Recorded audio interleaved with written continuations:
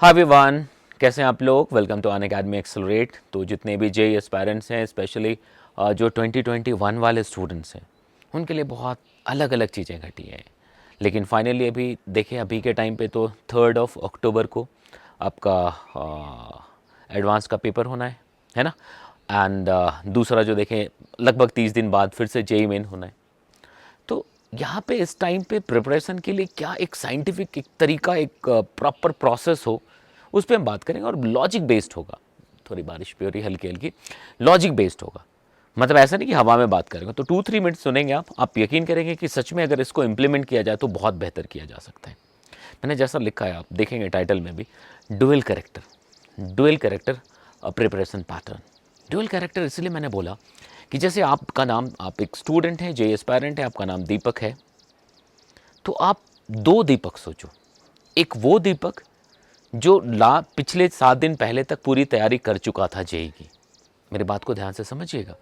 पूरी तैयारी कर चुका था, पिछले 7 दिन पहले तक पूरी जेई की तैयारी कंप्लीट कर चुका था। जो तैयार बैठा था कि फर्स्ट वीक ऑफ अगस्त में हम एडवांस्ड लिख देंगे।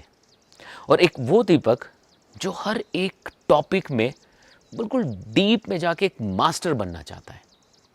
ये दोनों बातें मैंने इसलिए कही कि ये दोनों बहुत ज़रूरी होगा अभी आने वाले एग्ज़ाम्स के लिए।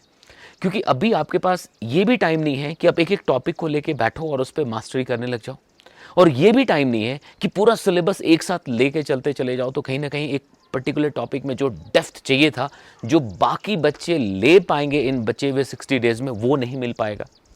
तो डुअल कैरेक्टर स्कीम ये है कि आप 2 कैरेक्टर सोचो। एक दीपक वो जो पूरी तैयारी कर चुका है, एक दीपक वो जो हर एक टॉपिक में डेप्थ में जाके मास्टर बनना चाहता है।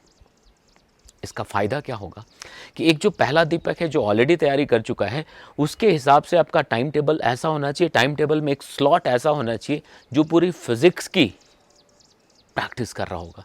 क्योंकि हम ये मानते हैं कि आपने 7 दिन पहले तक पूरा काम ख़त्म कर लिया है। तो एक ऐसा स्लॉट बनाओ जिसमें कि ऐसा दीपक तैयारी कर रहा हो जिसने पूरी पढ़ाई कर ली है, सिलेबस में कुछ नहीं रहा है, तो पूरा सिलेबस प्रैक्टिस में रहे। मतलब right from the experimental physics to modern physics तक, including semiconductor, electrodynamics, mechanics, thermodynamics, waves and sound, everything, वो सब एक साथ आप प्रैक्टिस करते रहे। मतलब फुल पेपर की प्रैक्टिस जारी रखें।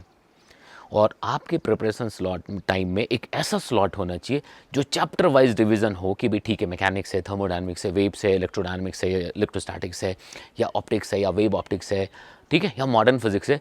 उसको अलग अलग कि भाई 5 डेज के लिए है, या जो भी आपको लगता है। मतलब कोई हार्ड एंड फास्ट कोई थंब रूल नहीं है, लेकिन वो टॉपिक वाइज आपका वो चलता रहे।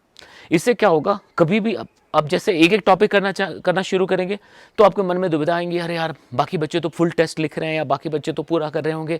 या आप अपने में ही सोचोगे, मेरा जो दूसरा दीपक है यार, उसने जो पूरी फिजिक्स पढ़ ली है, वो कहीं ना कहीं पीछे जा रहा होगा या आगे जा रहा होगा। समझ आई बात।